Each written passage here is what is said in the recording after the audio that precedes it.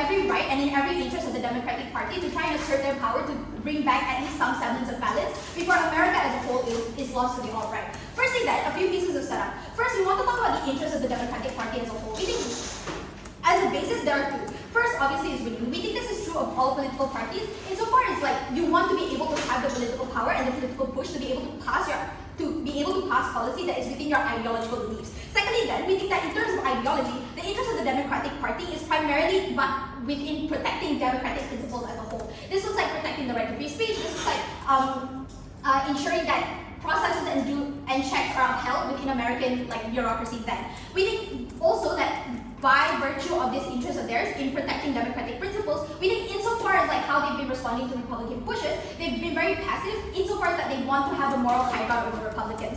Secondly then, we want to talk about the status quo of American politics. First and foremost, we want to talk about the fact that the alt-right already holds the majority, or at least appears to hold the majority, is the majority belief within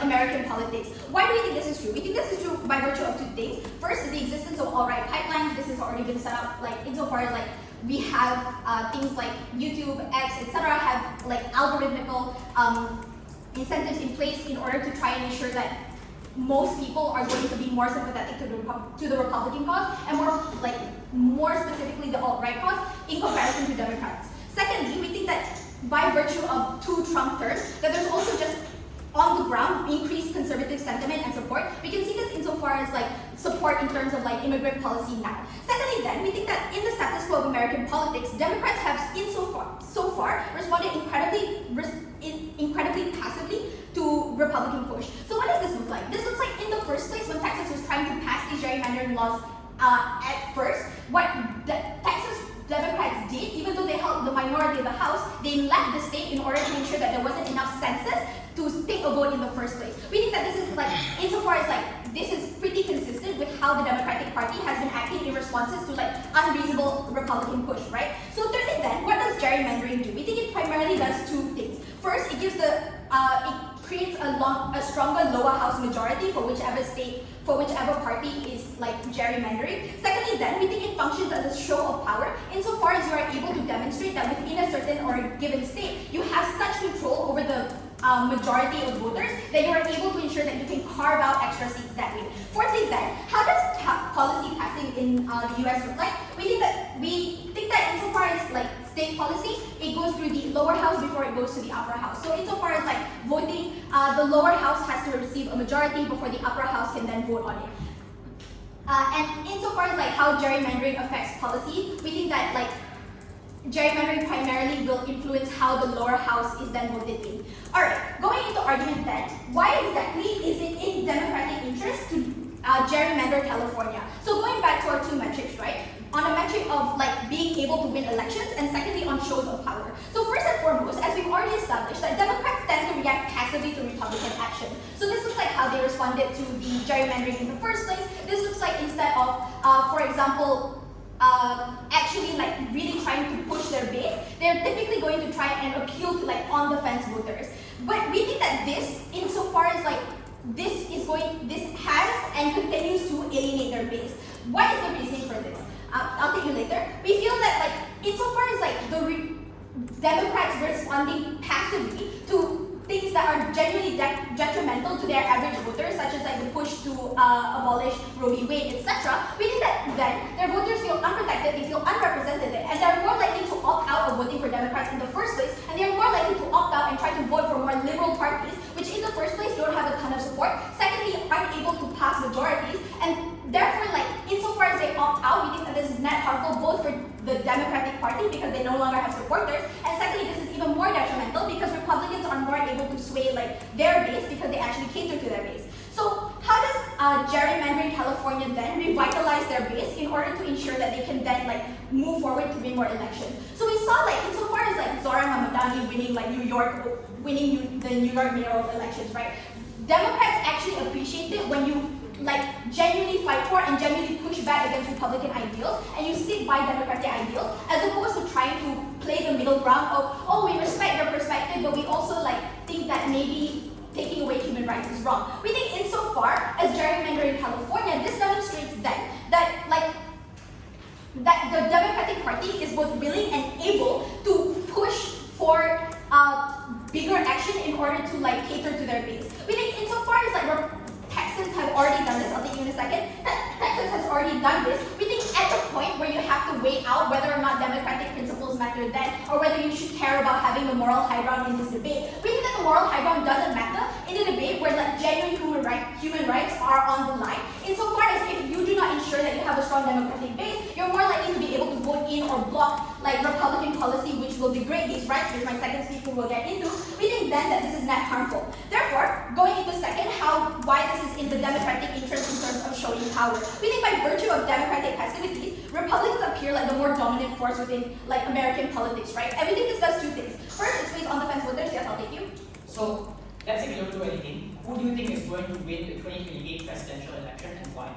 I think insofar as we do nothing, or Democrats continue to act passively in terms of like how they respond to Republican pushes, we think that Trump is likely going to be able to like then amend the constitutional laws, because we know that he has interest to do so. He's expressed his want to do so. We've seen it moving forward in Senate. We've seen it like kind of hinted at towards in the big beautiful bill. We think insofar as this is already being built towards, Democrats need every single leverage and every single push in order to block this, because otherwise we think this is detrimental for the average American. Therefore, just to finish off, we think, again, by virtue of Republican dominance does two things. First, it sways on the fence voters who are going to feel like, oh, this party is dominating all these politics. I think I'm going to vote for them because they seem to actually have a strong base, and they seem to actually have a strong base of standing insofar as like actually being able to move their voters, right? Secondly, then we think it also belittles Democrat pushes and belittles like democratic concerns insofar as like bureaucracy in the first place. Therefore, by gerrymandering California, we think a show of power where like genuinely Democrats are able to then mobilize and are able to demonstrate that they are not like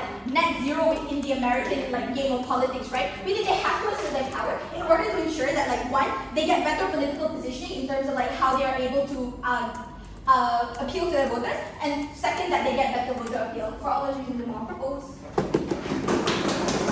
Thank you to the Prime Minister, Leader of Opposition.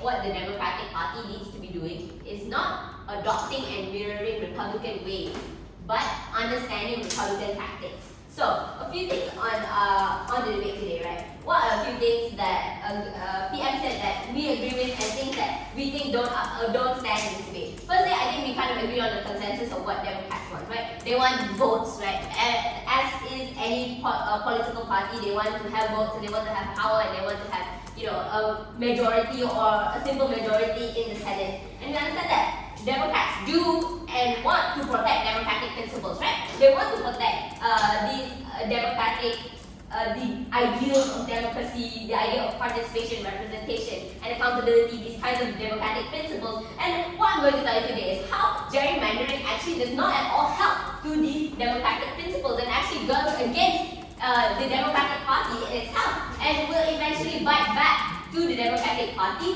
due to them turning away their original ideals and turning away the things that the Democratic Party was founded upon. So, a few responses, right? What are the... I think that Prime Minister never gives you a clear reason as to why, out of all the methods to gain more power, to gain more visibility in the Senate, or gain more media power, they never tell you why gerrymandering is the best method. Why is gerrymandering so powerful that suddenly you are able to suddenly sway all these voters or sway even Republican voters. I think that there's no mechanization to how you get this kind of impact at the end of the day, right? So I said that it was also mentioned that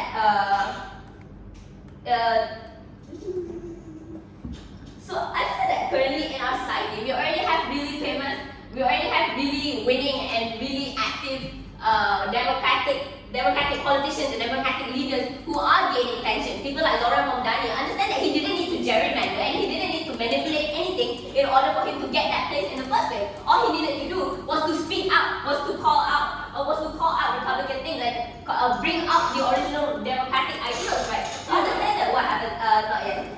So understand that what is our alternative, right, on government side today? Understand that our alternative is not copying exactly what fighting fire with fire, but understanding that we need to call out explicitly and have more active and more proactive and more aggressive politicians who actively call out Republicans, who use Republican methods, using simple words like big, beautiful bill, using simple words like calling Donald Trump an idiot. These kinds of explicit call-outs are something that will gain more media attention and cater to a larger participation of people. Because I understand that the issue right now, right, in American politics is that it's too divided into people who are educated and people who are less educated. People who are less educated are more likely to buy into Republican ideals, are more likely to be spoon-fed whatever these Republicans are telling them, right? So understand that the idea is that we now need to pander to these people and we need to stoop to their level. We cannot just stay in our own democratic bubble and continue to rely on the supporters that we have now. Because if they play dirty, we need to play better than them. So understand that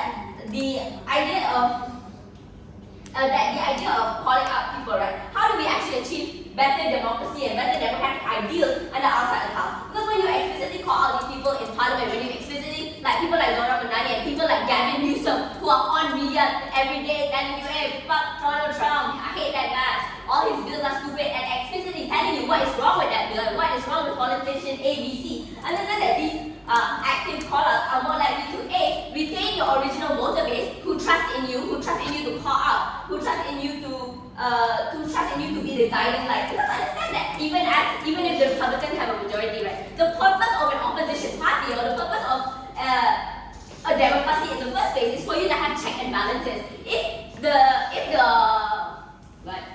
Dems are just co-opting and just doing the same thing as them, we tell you that that's not a check and balance and that's not holding these people accountable. That's just doing the same thing and trying to stay in power. You understand that people who are Democrats in the very first place, people who voted Democrat, want these democratic ideas. They want to see the fair play. They want to see the fair game. They don't want you to copy that person. And understand that when you are doing fighting fire with fire, you are likely to lose out on your own voter base. Because now, hey, why are you doing that? I thought we were against this. Because I understand that Democrats have been pushing against gerrymandering. That famous Democrats have been calling out this gerrymandering already. So I don't understand why suddenly, when you gerrymander, suddenly you will gain more support, or suddenly you will gain more votes, or suddenly you will gain more Senate. Understand that it is possible, as seen by people like Zoran Mamdani and people like Gavin Newsom, it is possible to just use your active voice and your active force and going on the ground and speaking directly to Republican voters and speaking directly to less educated voters in order to educate them on what's happening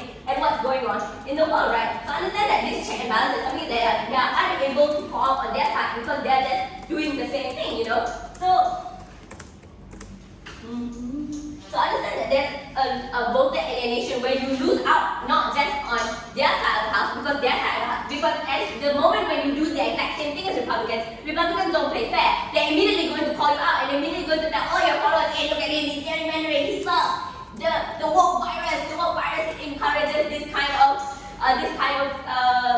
what is it called? Corruption and this kind of playing with the state line. Because understand that these people under the Republican House are more likely to just believe without actually double checking or fact checking, and they're more likely to call you a hypocrite, they're more likely to call you out, and these people are more likely to vote against you and so on and so forth. So understand that under the argument of why is gerrymandering so important, right, compared to all the other avenues, because we can tell you that other avenues have worked in the past. Trump has been impeached before. We have to understand that that it is possible to reach change and have democratic change through rallying, through social justice, through the people. Understand that it is possible. What we need are proactive leaders, not leaders who succumb to corruption or succumb to whatever game the other person is playing, but leaders who are proactive and take their own action and own move against these people, right? Like Trump says, they are playing checkers, we're playing chess. Thank you. Thank you, Leader of Opposition, for the speech. Moving on to the Deputy Prime Minister.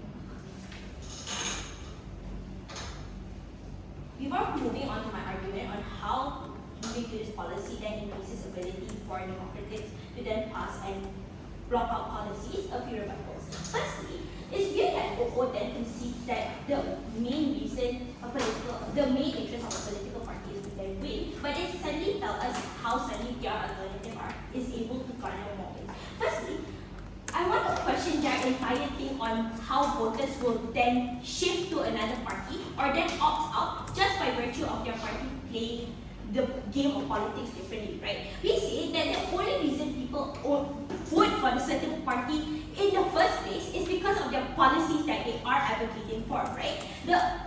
Essentially, the idea of their policies catering towards a certain ideology or belief that these voters initially have, right? It's not the belief itself or the ideology itself that is giving you the wins, it's actually these certain policies. And we say that then on their side, there's no initiative at all for voters to even vote, especially in democratic parties, because the reason people vote is because people believe that you are able to then change their lives. This looks like able to cater towards LGBTQ people or policies that are catering to, for example, abortion. So it's so far that the Democratic Party is still able to pass policies like this under the idea or policy of democratic beliefs. I don't see how then the Democratic Party will lose any voters. Secondly then, the alternative is you are able to then call out Republicans. First, they tell you this is not tangible by virtue of you are not able to even change anything. By virtue of you calling out another Republican for whatever they are doing, it's so far that Republican is still in power of that certain state. I don't see how the Democratic that can even have any certain change, right? Because at the end of the day, the Republicans are still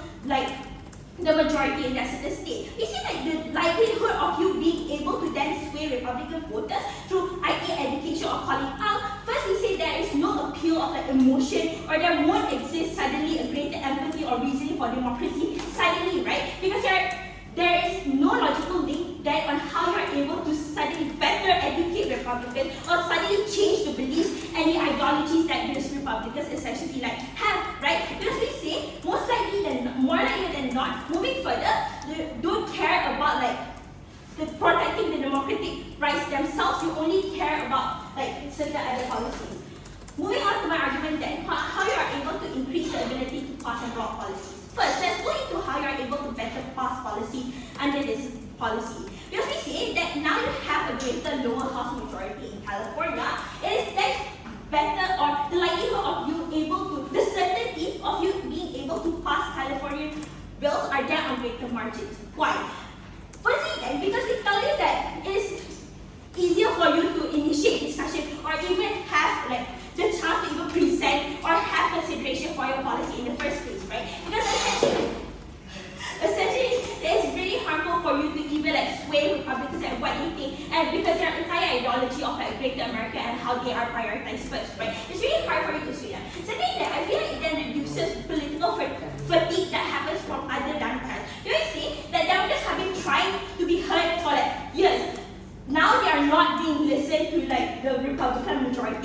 and now they are being listened to the compliant Democrats that essentially all is going to run for, because now you're just going to be like, okay, I'm going to let the Republicans just sway every policy, sway every vote. I don't see why then this would cause political fatigue from Democrats, and then the entire harm of your voters essentially opting out that Iris presented just now will still manifest, right? Secondly, see that how when you show them democratic shove of course, then will show how dedicated you are to actually prioritizing or catering towards your voters initially, right? Because essentially if you're only like considering what the Republicans are doing, and because of your ideology of like playing a fair game, essentially you just let yourself be bullied. I don't see how policies are then passed on up. I don't see why voters have the incentive to even stay on up in the first place. Secondly, there is not so much ability to block policies, right? Because we see this is important because now you have more power to block Republican bills in the lower house. That this prevents the erosion of rights that essentially the entire ideology or the entire interest of the Democratic Party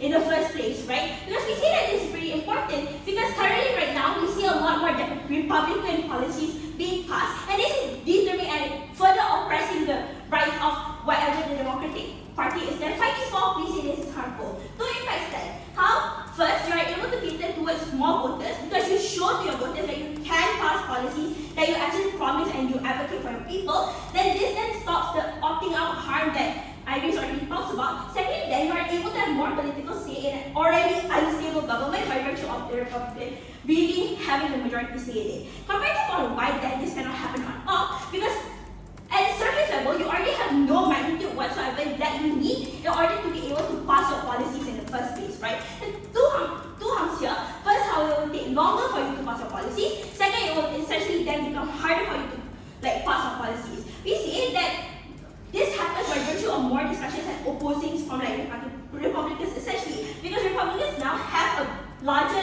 base leverage and are able to displace Democratic concerns outright. This is true because increasing of Republican control over Senate, etc., they are not that afraid to leverage the force that they already have. It's already 6 minutes. The National Guard and, for example, the National Guard and ICE being mobilized in Democratic majority, right? We see everyone calling ICE out, calling Trump out, but essentially, is anything being done? No. Trump is just proceeding as always. Let's go to the issue then on mechanism, because we're laying out mechanism, right? Government tells you how we are able to.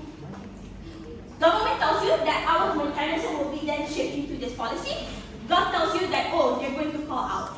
We see that the likelihood for people to then opt out of being a democratic voter in the first place is way higher on their side because you change the way because you are essentially not giving or fulfilling the promises that you essentially promised your voters, right? And you see the likelihood of you opting on our side is then less because people don't really opt out just because you change the way you play politics. It's urgent in two ways. First, the status quo of American political scene already was already really Republican heavy. We're already oppressing Democratic voters. We're already catering towards a Republican majority. We see this is very urgent to happen right now. Second, then we are able to protect the rights of our voters because this gives you the ability to actually create policies that you advocate for or you promise your voters in the first place.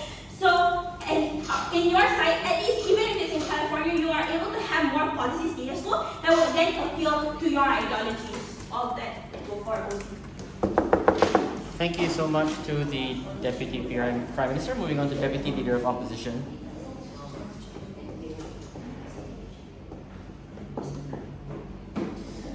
I don't know.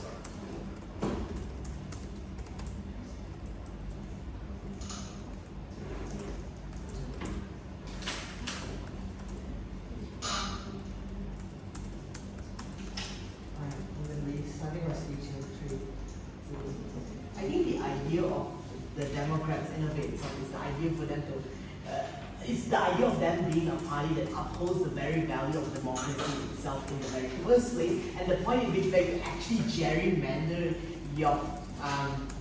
your vote is the point where you lose out to uphold the value of democracy. It no longer becomes a democracy, it becomes two corrupt parties fighting for more seats, and you're just no longer seen as a party that would cater towards the people, but rather towards bigger elites, politicians, towards themselves at the end of the day, right? What does this then look like, this Democratic Party? I think OG did not tell us why do they lose out voters at the end of the day. Understand that within Democratic Party, there are the mix of moderates and the progressive that is there. The point in which where you actually gerrymander it, that's when you lose out towards the moderates because they hate the corruption, and then when the progressive will then now claim like leadership, which has sold out on the value, which then now fractures more upon the party, and that's when you get like a fracture, where the party of like your Democratic Party becomes more fractured, and that's when you lose out towards voters, you lose out to voters' confidence in the first place, right? I think Alex talked to you about a few things, right? Number one is the idea on how we should do this through an alternative where we provide, where we can actively call them out on media, or where we can actively call them out in the first place. We see this actually working in the long run, is because the point in which where you let the voters tell on their hand that you put an illusion of choice that it is coming out from the voters itself, and therefore the voters have the choice to be able to vote the next best party for the next form of election. Right? If OG wants to talk to you about how Trump's and ICE is being raided and no one's doing anything about it, but when you take a look at the polling numbers and when you take a look at all the other stuff, the amount of perception towards Trump is already going very bad, and the point in which where we don't think that he'll stand a chance in the next election, in the first, and we think that if you vote him out within the next election, that is the most democratic way for you to do that while upholding the very formal value of you being democratic in the first place, right? Number two is the idea of check and balances that is already existing within the diaspora. Understand that when a party gerrymanders is that the point in which where you can actually bring this form of party towards the federal court, and then you have to prove to them, towards the judges that, look, this party gerrymandered in the first place, and therefore they no longer deserve to be like a forming party, or they can move out this elite and change leadership in the first place. Right?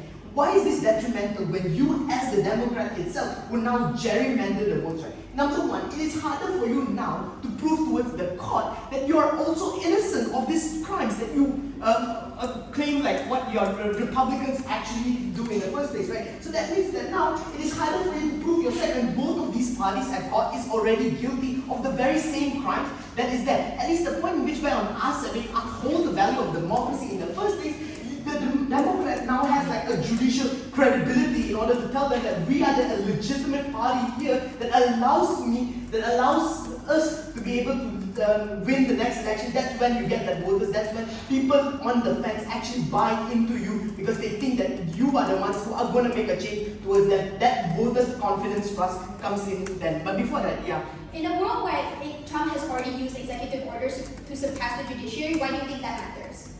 I think it's simple, right? The point in which when Trump actually does that, we still have check and balances in place where the federal court can still overturn certain orders where they think that it is unfair. Although it may take time, but that is how the democratic process works, and it is how like you upholding democracy in the first place. And if you don't like Trump, we think that he more likely would move move out in the next election, right? Number two is the idea now is that when will you draw the line of the idea of whether or not this gerrymandering is it's good, right? Because the point if I tell you you already are going to lose your form of voter base, so within the next election, what you do is that you resort to more gerrymandering towards more action, and this constantly becomes in a cycle where you're stuck in a corrupt system where you no longer uphold value of democracy, but you constantly do the very same thing in order for you to fulfill your next election, because you want that amount of seats that you're going to be getting in the first place, right? And the second layer of analysis is the idea that, look, it is harder for you to fight fire against fire when the Republicans act themselves already controls majority of the state seats, right? The point in which where you actually decide to fight back against the Republican, where you want to gerrymander it, is the point in which where your party will be impacted the most, and that's when the people on the ground actually be impacted more, because then the Republicans would just then fight back even more to be now with gerrymandering or other forms of it just gives an ammunition towards the Republicans for them to justify the actions of gerrymandering, because they will be like, oh look, the Democratic themselves are doing it, so we are just fighting back even more in order for us to win more seats in the election, in order for us to be there in the election. Yeah, closing. Republicans have really fucked up democratic values to such an extent. To what extent can they fuck it up even more? And to what extent can you ensure that this doesn't continue to happen under your circumstances?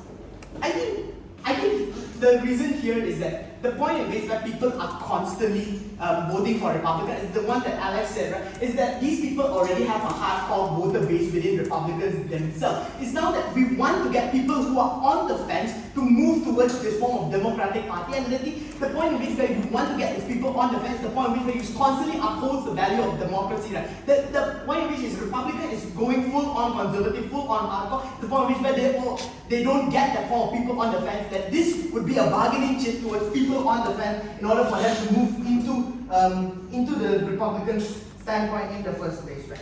Now, let's take a look at what they say, right? They say that, look, OG tells you that, look, we don't care about the moral high grounds because it impacts more people's lives on the ground. We tell you that the impact here is far off worse on your side. When you constantly do gerrymandering, is the point which where Republicans fight back even harder. That's when it impacts more people on the ground. I think the scale of impact on our side is far more bigger in the first place, right? And the point at which where it is harder for you on OG's side for you to pass more bills is because when whatever systematic fixes that the Democratic Party wants to bring on, it's no longer relies on like the idea of the credible democracy, right? That means constantly Republicans are now going to just block you off forever, block every bill that is going to go through, which makes it harder for you as the Democratic Party to protect the people on the ground, to protect the policies that you want to lose. I think the point in which that we actually uphold the value of democracy, actually do this properly, when we get the trust of the people and people know that we can uphold that the policy that they want to achieve in the first place. We let the choice of the people be there, and if you don't like the party, there's always an existing status quo where you can always vote them out in the next election, and I think that's fair enough to uphold democracy. Yes, Thank you so much to the DLO. Moving on to the Member of Government.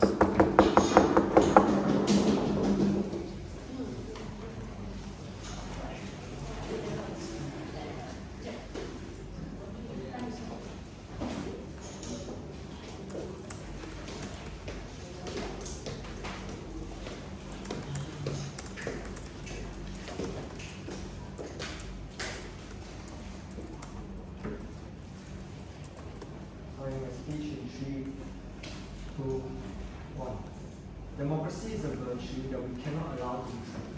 When a Democrat wants to vote in an election, I think the Democrat will feel bad because the Conservatives vote in Parliament. Okay, so what does the opening half talk about then? The first thing is that they talk about the necessity for it insofar as Republicans are able to do extremely radical things in this motion. I think how we're going to differentiate on this closing government, how we're going to differentiate from opening up. I think first, we're going to explicitly prove the urgency of it to the extent that gerrymandering is necessary. The urgency of why Republican laws are detrimental to American society and democracy as a whole. I think, note like why this is different. I think firstly, OG's opening government's like case prioritizes a lot on how Republicans are radical and extremists. Like what was missing then was on the sheer urgency, like what if not now, then country will fall apart in the future. But then also on the analysis on all hinges on how they want to maintain Democrats chokehold on the Republicans themselves. I think closing government will explicitly prove to you why this is so urgent, but why is this analysis so important? That I think it's because this is going to show you the principle justification and why it explicitly protects their reputation as a whole, which directly aligns with their interests as an actor in the debate. Then the second thing that will put you to a principle of how they actually maintain democratic principles as opposed to violating them. We're going to prove to you like how this precisely is why it's going to align with their interests and why democracy isn't violated. So some short clarification of what like the incentive of Democrats actually are. I think firstly, Democrats have a very strong incentive to maintain their reputation as Democrats. As to say, they're probably going to like ensure democratic values are upheld, or if at worst, like upheld partially. Because note here we want to balance the scale of things like why democracy should be able to be on balance with like Republican laws. Before that, I take a point. Okay, moving on to the extension. I think the extension I'm going to be mainly focusing on is like the urgency of like why we should prevent Republican ideas from being spread. I think the framing under this is like we operate under similar rules. A lot of like on the fence voters are prominent, like we need to win them over. But then I want to clarify slightly is that the voter base is actually quite equal. That is to say, the election was pretty close. That is to say, a lot of what the opening half like say doesn't matter because it's redistrict. Like redistricting is the only way. You cannot let one state secure a win or else the entire system will collapse. But then what is the delta in this extension? Where we highlight the actual importance of fighting back against this Republican whatever this Texas people did. So then why is this like argument important? Why is this extension important? I think firstly we want to clarify on the like bad incentives or bad actors, like Republicans as bad actors. I think they're historically known for just swaying to whoever their ideal, like whoever fits their ideals, whoever promises them the best stuff. So for example, right, they voted for like Trump, a Republican who promises a lot of things and is prominently irrational. That is to say, he always promises, like he promised once to release the Epstein file and yet he did not in the end. Also things like he always raises tariffs and then lowers them again. Okay, then next, right, we talk about why Republicans' ideals are always known for regressing democratic things. Because the mechanism behind this is quite simple. It's to say that when people vote for Republican ideals, that is to say a lot of democratic things will be sidelined, no progressiveness of gender neutral like bathroom things like this. But then why is it like? But then so the mechanization behind this like is quite simple. So it's like more Republicans are voted in, more bad things are going to be spread, and fight against democracy is like worse. But then also like why is this so urgent? I think we cannot let the repetition of another Trump era to happen again. That thing is very straightforward. Like Trump is super anti-migrant and like pro-deportation. These things are very bad. But also things like replacing their cabinet with loyal people who are very anti-democratic, undemocratic in terms of like voting. Democratic values get watered down. I think Democrats feel no sense of power and strength in their rights. Polarization happens to a great extent. Before I move on to the second point, isn't most of the government legislation already controlled by Trump? How is Trump unlikely to oppress you even further? What? How is Trump unlikely to oppress you even further? So I was talking about like how in a case of election where there is actual fair voting, that's to say if they were to vote for either Trump or Kamala, for example, I think that it would be more fair towards like voting towards like a more equal playing ground to vote for Kamala. But then what is the second thing that is like what is so specifically important and so different that I'm going to be proposing to you? I think the unification of Democrats as a whole and feel like them feeling this sense of urgency when they know that Republican ideals are being imposed. I think this shows that like Democrats will feel empowered to fight back because they will now see that this effect of Republican ideals is onto them. As I say, very soon LGBTQ will be banned, things like this, and they feel empowered to fight back. But then what is this like? It shows that illegal / unethical moves will not be tolerated. As I say, they will not allow the Texans to. They will not allow what Texans did to actually occur. As I say, they're specifically different because an exodus of people feeling empowered to come out and support. Why we say this? Because people who were gay feel prouder to now fight back and to come out as gay because now they will feel like their life is on the line. It's like life and death. Because if they continue to allow these Republican ideas to be imposed, they will also be allowing their own race to be cleansed. But then also things like increase in democratic values, or I use the word blueness, is to explain that Democrats now have a louder voice, there is a larger crowd to propagate their ideals and to propagate democracy as a whole. But then also like why we doing on intensity? I think more people will feel empowered outside of the house. I'll give you a simple comparative. I think opposition can't achieve this because on the other side of the house, I think opposition can't achieve this because on the other side of the house, there's a lack of action or retaliation of what they want, like what they're able to do with this Republican idea. Let's just say there's also things like how opening opposition says that it's going to be backlash because like a political fraction and stuff like that. We say this whole thing collapses on once we introduce the fact that there's unity, because on our side of the house, people feel empowered to stand together as one and to fight against these Republican ideas that are going to set them back into the past. But then, what are we implying here? We're implying that we're also willing to take a trade-off on being holistically democratic. Because we're already playing on a very undemocratic field set when the Texan government introduced this kind of thing. So what we're trying to imply here is that although we're not holistically democratic, we think democracy on our side of the house stands when we try to balance the playing field back to its original democratic settings. I think with that, I have my speech. Thank you, Member of Government. Moving on to Member of Opposition.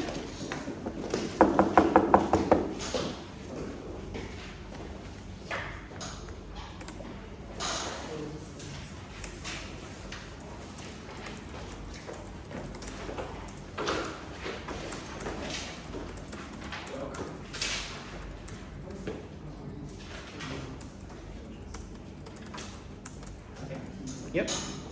Okay, great.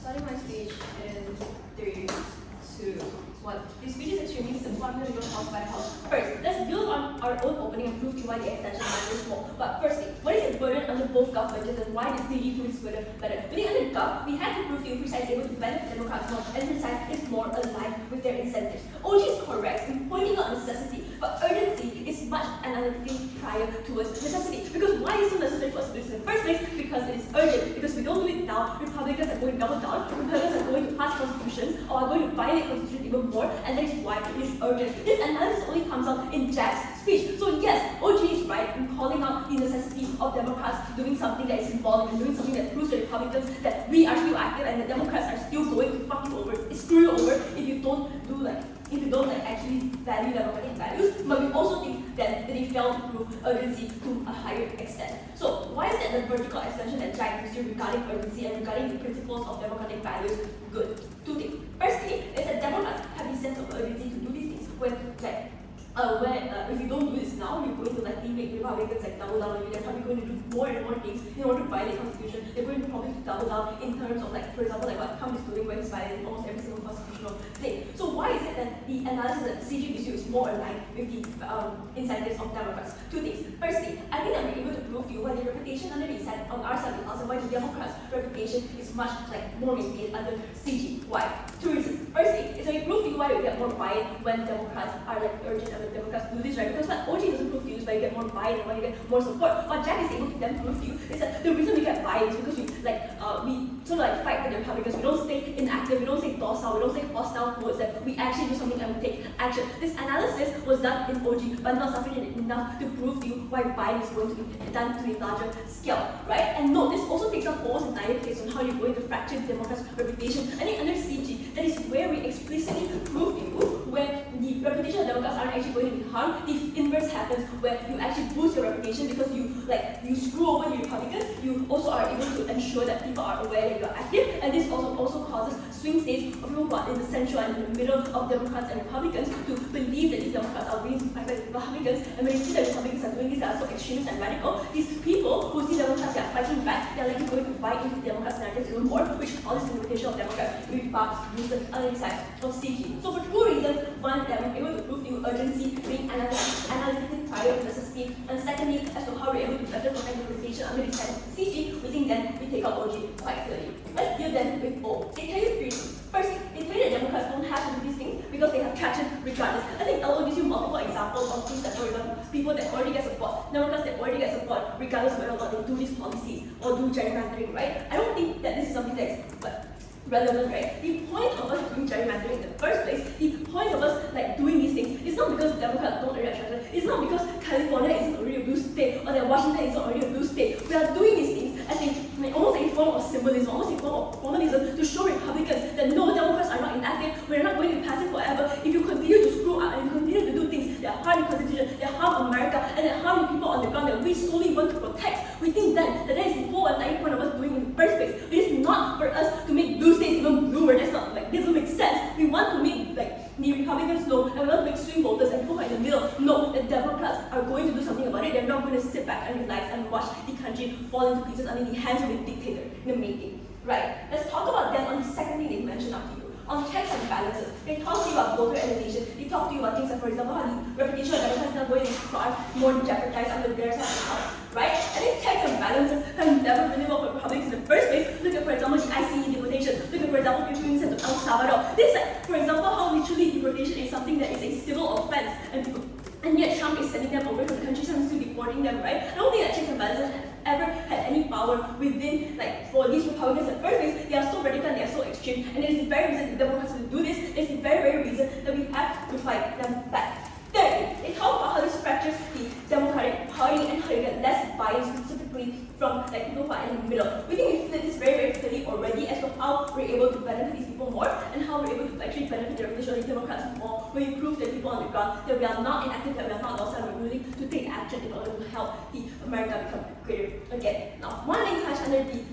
CGO thing, right? Firstly, it's a clash on upholdment of democratic values. What is CG bringing that is able to outweigh OO? And why are we ever able to better uphold democratic values? Firstly, we proved you explicitly grounds, and under their study house, democratic values are never going to be upheld. Anyways, 2 reasons. Firstly, is that under their study house, the Republicans have already been screwing all democratic values. They haven't been doing anything that is actually essentially democratic. Secondly, we think that the Democrats doing this is going to show you that we're willing to play in an equal playing field. We're not willing to let you sit back and take away all the things that we have fought for in the past. Lastly, CO. They tell you 3 main things. Firstly, they talk about how Trump is likely going to overthrow the. Okay, but for that, before 6. Oh. Your members explicitly said that the Republicans don't even have a majority in the House. So why is it now so urgent until to the point that you need to gerrymander? They don't have the majority in states like California and Washington that are already blue. They have the majority in states like Texas that are red and that are conservative. They have the majority in states that are already conservative. Not in Washington, not in places like California, right? We're not talking about those red states because they're always going to be red. Blue states are always going to be blue. The point of this was again symbolism, it's performatism, it's to show Republicans that we're not going to sit back. You have to understand this, otherwise this debate doesn't make sense at all. It's not about making blue states blue, it's about making Democrats' reputation better, it's about helping America become good again. Not under Trump's good. Anyways, as about why Trump overthrowing further is an impact that can be easily mitigated, and why this likely would happen in the first place. Firstly, we didn't even if Trump decides to double down on you and to ban gerrymandering and to ban these sort of manipulations. He's likely going to do this as a backup policy for all states. There's no way he's going to make a list and say, okay, California can do this, Washington can do this, I don't know, DC can do this. Like, there is not going to do that. Even if he does do this, it's going to be a backup policy that affects red states as well. So we don't think that this is an impact that stands far in this debate, right? Secondly, they tell you that this policy is only important in swing states. One,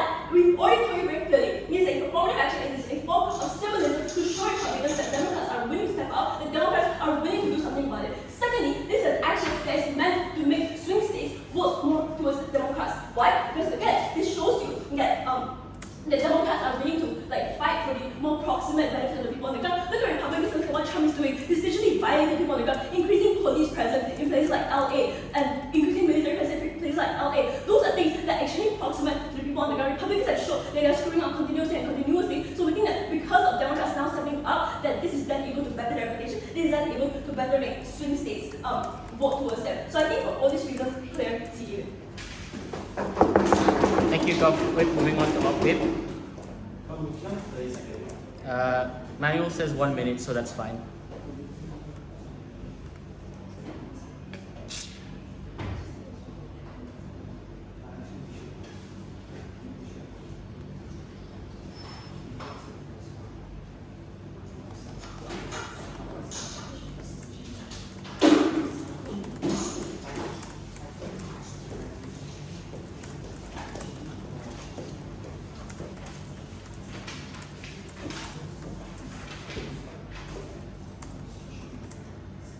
Am I about this one? Yes, you are. Time the speech in 3, 2, 1. For a party that has recently failed in elections, because the party is just way too split up, when the voters in California will promise the most idealistic family policies, when in swing states that the red seems more dominant in, they have been complete contradictory. It is time to stop the divide, to stop the contradiction, and to stop the abuse. Just to clarify, this debate is about Democrats, not the party. Maybe the general ideas of the Democrats and the party are the same, but the circumstances of the party and the Democrats are different, and their incentives are probably likely going to be different. The parties want to win the election. Maybe Democratic voters also want to win. But even if they lose, they care more about the proximity of the harm. They care more about things like welfare, things like hospitals, things like being able to put food on the table, for example. You already have to agree as to whether or not the Democrats will win. We solve this by claiming, regardless of the results of the election, that you will make the people unhappy, and that is the reason why you should never sign with CO. 2 contributions from CO going to flag up. The first is about how this wastes a lot of potential resources. 2 ways you should weigh this. The first is that the Democratic Party is already quite split up with funding. We have Kamala Harris fighting in power against other senators from California and Pennsylvania, for example. So it will split up even further. When some politicians want it to be reused for lobbying, while other politicians want to reinvest into welfare for the people, to make it split up even further, so you cannot come up with a consensus. The second is that let's just take government in a best case scenario where you can successfully get all of this funding. You have to make trade-offs for things like hospitals and things like welfare, because Umar why the lobbying is oftentimes very, very expensive. The tipping point is, that is the tipping point. This time, that's why Democrats lose more trust in the party in of itself. When they start to lose things like representation, when the politicians they re-elect have less time to fulfill the promises they previously made on. This is a more proximate heart of what all claims, because many voters will be unhappy with the party on having contradictory stances. What it can be most about is the ability for them to put forward on the table. The second extension on CO is the way in which how you're unlikely to succeed. Two things that we claim. The first thing, insofar as the rest control the majority of the legislation and the prerequisite for you to establish the redistriction is to have their approval. This means that they are likely to approve the ones that are already left-leaning states that have a higher percentage to lose because they can get better allocations of funding. This is like Carolina, for example, where the early polls already suggest that the Liberals are winning by almost 60%. This already engages this debate in two ways. The first is this engages with the premise of OG, because maybe we can win the election, have more policies passed, and have a higher negotiation power. This already proves why you are likely to lose that anyway, and why this unstrategic use of funding. Because you will have marginally less funding to materialize the policies you want to promise your people. Second, this is what the extension that OO needed, because in order for you to uphold democracy, you need the funding in order for you to fulfill the promises that you have previously made. You need to explain why you can't fulfill all this under your side of the task. We fulfill this. The second thing I'm talking about is that let's just take Gov at their best and say that the neighborhoods are redistricted. You will not neglect the people on the ground. Insofar as the state and these neighborhoods get less reallocation of the funds, insofar as a lot of the funds are used for lobbying. But besides that, you make these neighborhoods seem tokenistic, so these people feel less trustworthy for the Democratic Party.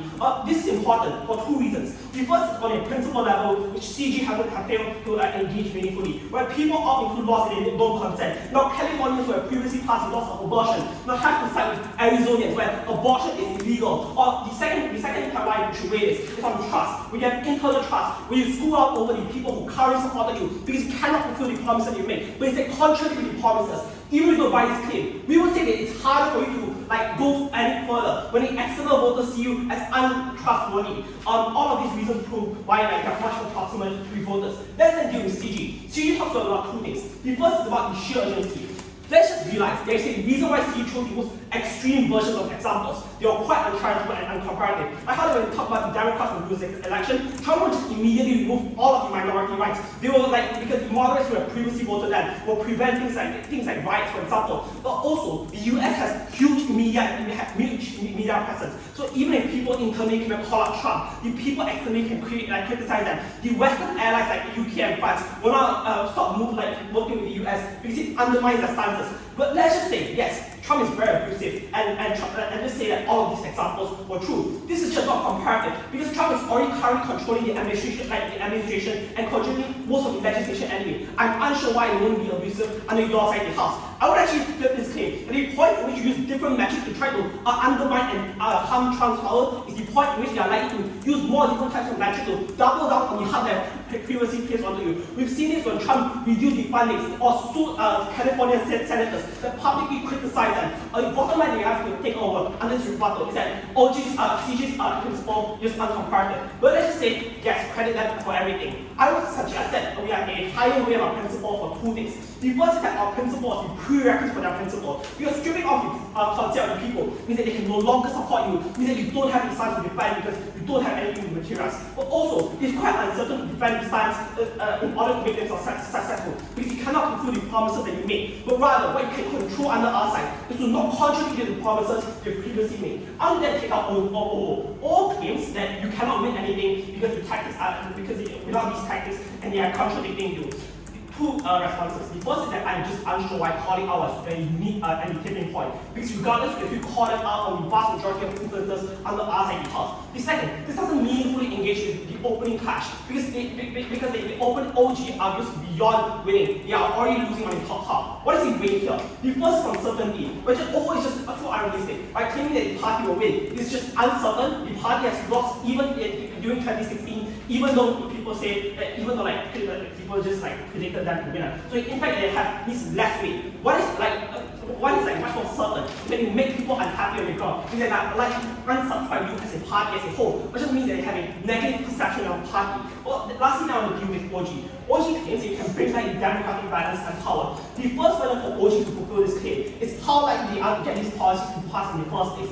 insofar as they don't give you mechanisms as to why this is likely the case, I don't think this is likely to work. On weighing metric, we give you more reasons why they are unlikely going to work so. And these reasons are ones that you should weigh on, because these are external reasons that the Reds and that the Liberals just simply do not have any control over. But okay, maybe OG have something to bring that balance. What OG needs to prove is why this is the tipping point of like bringing balance and power. Maybe you win in some states. I'm just unsure why you can overcome given the current demographic of Republicans in the US. For all of these reasons, the US is already controlled by the Reds. You cannot do nothing about this. Thank you to the whip, got up whip.